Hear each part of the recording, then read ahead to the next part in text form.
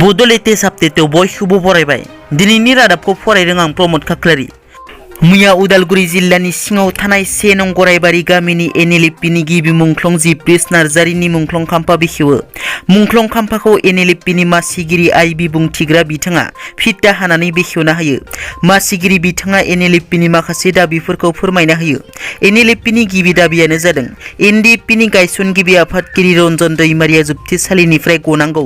जेलाव थानाय केडारफोर बड'लेण्ड सोमावसारनाय जोबजानायफोरखौ हगारनांगौ।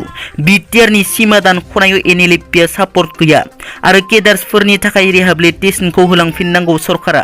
लोगोसे NLFBनि गिबि मुंख्लं जिब्रिस नार्जारिनि थालांनाय फिसाज्लानि फरायनाय आरो थांना थानायनि राहा लामानि गासिबो बिबानखौ NLFB आफादा लाजोबगोन आरो मुंख्लं जिब्रिस नार्जारिनि मुङाव सरकारनिफ्राय जि मोननांगौ मोनथाय बेखौ मोनफुंहोगोन होननानै मासिगिरि बिथाङा फोरमायो।